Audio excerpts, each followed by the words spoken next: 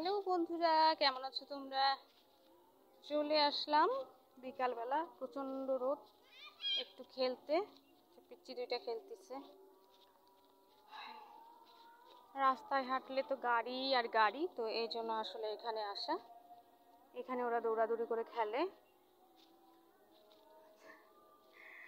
পাখিগুলা উড়ে যাচ্ছে তোমাদেরকে দেখে।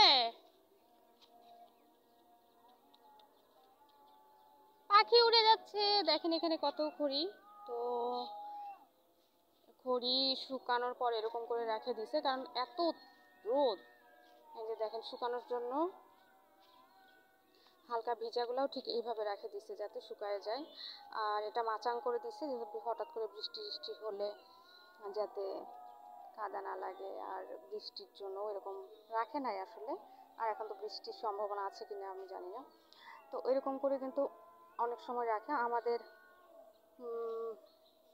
নানি বাড়িতে আগে খড়ি, এরকম অনেক খড়ি কাটা হলে এরকম মাচাং করে রাখতো, বাইরে না, এটা ভিতরে বারান্দার দিকে। কোথায় গেল দিদি? তো এরকম করে রাখলে ভালো আর কি। এটাকে উগার বলতো।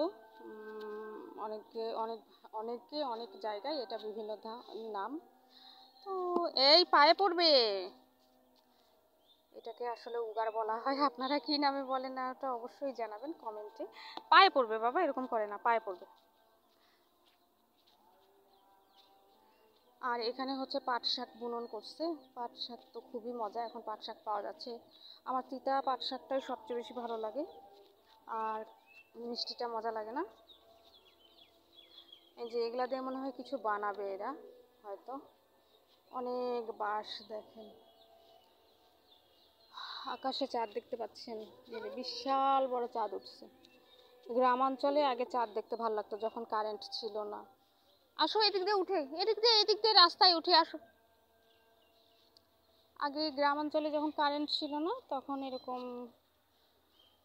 চাঁদ ভালো লাগতো। চাঁদের আলোয় বসে থাকতাম উঠানের মধ্যে আর গল্প করতাম। খাওয়া দাওয়া তো আগেই হয়ে যেত। গ্রামাঞ্চলে অত রাত 10টায় কখনো খায় নাই। দেখা যায় যে 7টা, সাড়ে 7টা, 8টার মধ্যে ভাত খাওয়া হয়ে গিয়ে সবাই উঠানের মধ্যে বসে বসে একটা গল্প হতো। খুব ভালো লাগতো ওই ধরনের গল্প করতে। আগে নানি দাদিরা গল্প করতো। আমি তো নানির সাথে ছোটোবেলায় ছিলাম, এই জন্য নানির স্মৃতিটাই আমার অনেক আসে। আর গল্প কি আবার আবার আবার মাটি ধরে না। আসো এই ঘাসের এখানে খেলো। এই দিক দিয়ে উঠি আসো। এই যে দেখো কত খড়ি কাটতেছে। এই যে একটা পাখি, এই যে পাখি, ওই যে পাখি, এই যে এই দিক দিয়ে দেখা যাবে, আসো এই যে। তো বন্ধুরা, এখন চলে যাব বাসায় আর কি, কারণ সন্ধ্যা হয়ে আসছে। আর এই পাখিগুলা দেখেন এরকম, এই যে পাখি দেখো, এটা এখানেই থাকে পাখিগুলা, ওদের বাসা এটাই। আসো।